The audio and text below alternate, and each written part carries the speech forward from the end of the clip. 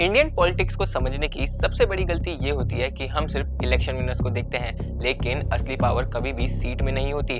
असली पावर होती है सिस्टम में। अब भारत में एक ऐसा ही सिस्टम 100 साल से ग्रो हो रहा है, जो कल्चर आइडेंटिटी से पॉलिटिकल आइडेंटिटी बनता है और पॉलिटिकल आइडेंटिटी से नेशनल कॉन्सिक्वेंसेस। आज हम डिकोड करेंगे वो कहानी जिससे इंडियन पॉलिटिक्स परमानेंटली रीशेप हुई। 1925 में ब्रिटिशर्स के नाक के नीचे से एक ऑर्गेनाइजर ने जन्म लिया और वो था आरएसएस, राष्ट्रीय स्वयंसेवक। आरएसएस एक आइडियोलॉजी ग्रो कर रहा था, Hindu identity as national identity. ये आइडेंटिटी ब्रिटिश इंडिया के कम्युनल टेंशन से रिफ्यूल होती थी।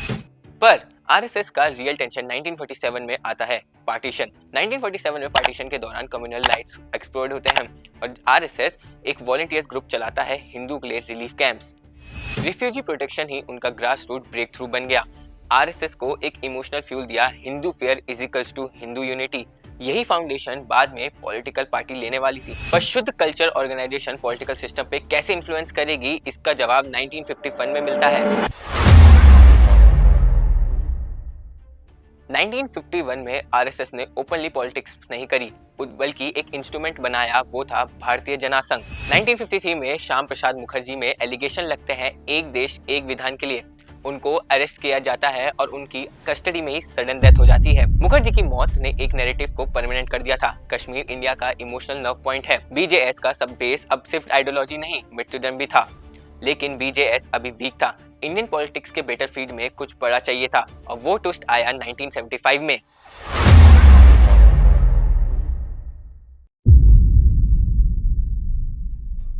नाइनटीन 1975 में इंदिरा गांधी डिक्लेयर करती है इमरजेंसी, जब डेमोक्रेसी फ्रीज हो गई थी।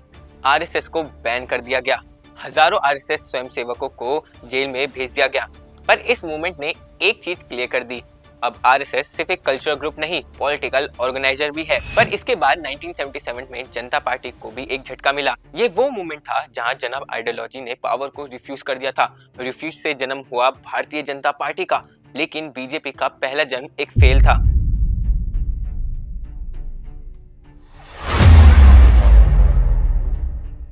1980 बीजेपी बन चुकी थी, पर अटल बिहारी वाजपेयी और एल.के. अडवाणी ने उसे मॉडरेट गांधीयन सोशलिज्म पे स्टार्ट किया, पर इसका भी उनको ज्यादा फायदा नहीं मिला। 1984 में इलेक्शन हुए और इंदिरा गांधी असेसन ने कांग्रेस सिंपैथी वेव चला दी। बीजेपी को बस 2 सीटें मिली, लेकिन ये सिर्फ हार नहीं थी। बीजेपी को फील हुआ मॉडरेशन इस देश की पॉलिटिक्स में काम नहीं करती, बल्कि पॉपुलैरिटी करती है, जिसका एग्जाम्पल हम आज के टाइम पे भी देख सकते हैं। और इस आइडेंटिटी को पुश करने का जो ज्वालामुखी था वो फटता है अयोध्या में।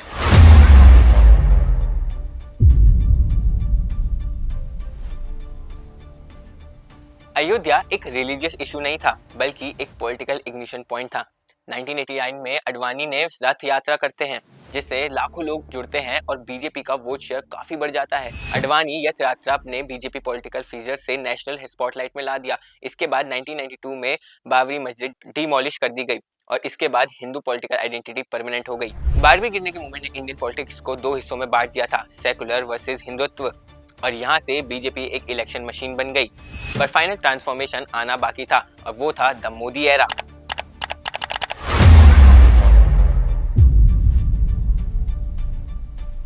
गुजरात से निकल के नरेंद्र मोदी ने बीजेपी को कंप्लीटली ट्रांसफॉर्म कर दिया। 2002 के गुजरात रॉयट्स ने पॉलिटिकल पोलराइजेशन से नेशनल स्पॉटलाइट मोदी के ऊपर कर दी। उसके बाद 2003 से 2013 तक Gujarat model, electricity, road, business, development, branding सब करा। इसके बाद 2014 ये समय था जब IT cell, WhatsApp digital, narrative और यूथ मोबिलाइजेशन ने मोदी को एक पक्की नजर दी। मोदी एरा के बाद बीजेपी एक पार्टी नहीं, बल्कि एक इकोसिस्टम बन गई थी। सबका दाता एक, आरएसएस। हिंदुत्व का एम हिंदू राष्ट्र बनाना नहीं, हिंदू कॉन्शियसनेस को पॉलिटिकली पावर करना है। पर आखिरी में फिर वही सवाल, क्या ये देश हिंदू राष्ट्र बनेगा? कमेंट करके जरूर बताना और ऐसी वीडियोस के लिए लाइक, शेयर, सब्सक्राइब करना मत भूलना।